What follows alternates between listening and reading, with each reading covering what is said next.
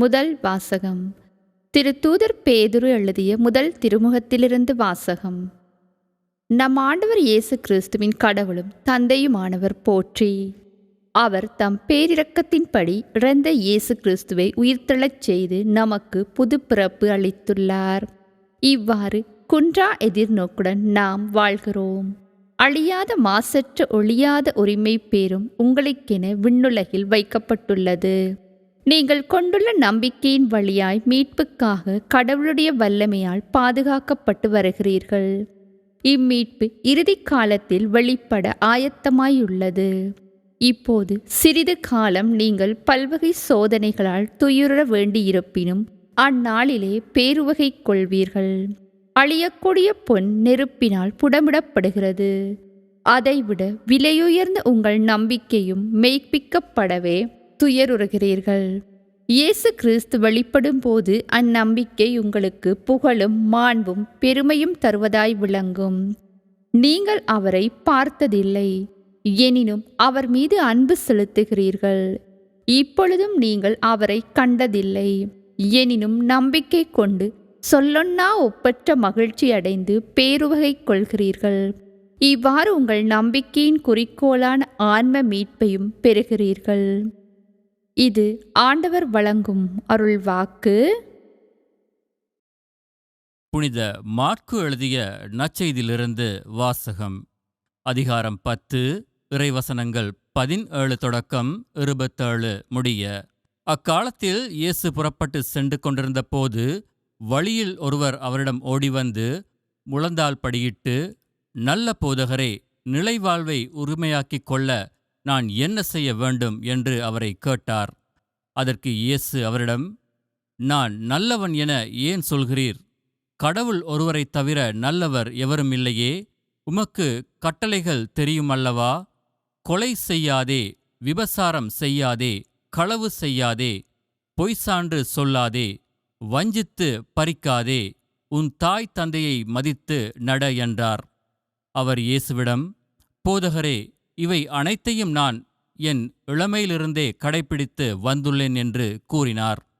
அப்போது இயேசு அன்பொழுக அவரை கூர்ந்து நோக்கி, உமக்கு இன்னும் ஒன்று குறைபடுகிறது. நீர் போய் உமக்கு உள்ளவற்றை விற்று ஏழைகளுக்கு கொடும். அப்போது விண்ணகத்தில் நீர் செல்வராயிருப்பீர். பின்பு வந்து என்னை பின்பற்றும் என்று அவரிடம் கூறினார். இயேசு சொன்னதைக் கேட்டதும் அவர் முகம்பாடி வருத்தத்தோடு சென்று விட்டார். ஏனெனில் அவருக்கு ஏராளமான சொத்து இருந்தது. இயேசு சுற்றிலும் திரும்பி பார்த்து தம் சீடரிடம், செல்வர் இறையாட்சிக்கு உட்படுவது மிகவும் கடினம் என்றார்.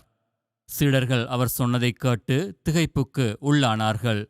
மீண்டும் இயேசு அவர்களை பார்த்து, பிள்ளைகளே, செல்வர்கள் இறையாட்சிக்கு உட்படுவது மிகவும் கடினம். அவர்கள் இறையாட்சிக்கு உட்படுவதை விட ஊசியின் காதில் ஒட்டகம் நுழைவது எளிது என்றார். சீடர்கள் மிகவும் வியப்பில் ஆழ்ந்தவர்களாய், பின்பு யார்தாம் மீட்பு பெற முடியும் என்று தங்களிடையே பேசிக் கொண்டார்கள். இயேசு அவர்களை கூர்ந்து நோக்கி, மனிதரால் இது இயலாது, ஆனால் கடவுளுக்கு அப்படியல்ல. கடவுளால் எல்லாம் இயலும் என்றார். இது கிறிஸ்து வழங்கும் நற்செய்தி. கிறிஸ்து இயேசுவுக்குள்ளே பிரியமான சகோதர சகோதரங்களே, இன்று நம்முடைய தாய் திருச்சபையானவள் பொது காலத்தினுடைய 8வது வாரத்திலே காலடி பதிப்பதை நாங்கள் பார்க்கின்றோம். பாஸ்கு காலம் முடிவடைந்து ஆண்டவருடைய மூவொரு இறைவனுடைய திருவிழாவை நாங்கள் முடித்து இன்றைய நாளிலே பொது காலத்தினுடைய 8வது வாரத்திலே நாங்கள் காலடி பதிக்கின்றோம். இன்றைய நற்செய்தியை நாங்கள் பார்க்கின்றோம். ஒரு இளைஞன் ஆண்டவரம் ஓடி வந்து, நல்ல போதகரே, நான் நிலை வாழ்வை உரிமையாக்கி கொள்ள என்ன செய்ய வேண்டும் என்று கேட்கின்றார். அதற்கு நாங்கள் பார்க்கின்றோம், ஆண்டவர் இயேசு அந்த இளைஞனை பார்த்து சொல்லுவார், ஏன் என்னை நல்ல போதகர் என்று சொல்கிறீர்? ஏனென்று சொன்னால், இந்த உலகத்திலே நம் கடவுள் ஒருவரை தவிர நல்லவர் எவரும் இல்லையே என்று சொல்லி அந்த இளைஞனுக்கு அவர் பாடம் புகட்டுவதை நாங்கள் பார்க்கின்றோம். அப்பொழுது அந்த இளைஞனை பார்த்து ஆண்டவர் சொல்லுகின்றார், கட்டளைகளை எல்லாம் கடைப்பிடித்து நல்ல மனிதனாக வாழ்வதற்கு முயற்சி செய்யும் என்று சொல்லி. எம்முடைய கிறிஸ்துவ வாழ்விலே கடவுளாலே எமக்கு தரப்பட்டிருக்கிற கட்டளைகள் பல இருக்கின்றன. திருச்சபையினுடைய கட்டளைகள் எமக்கு தரப்பட்டிருக்கின்றன. நாங்கள் அவைகளை முழுமனதோடு உண்மையாக கடைபிடிக்கின்ற பொழுது நிச்சயமாக நானும் நீங்களும் எதிர்பார்க்கின்ற ஆண்டவருடைய விண்ணரசிற்கு செல்வதற்கு தகுதியுடையவர்களாகுவோம்.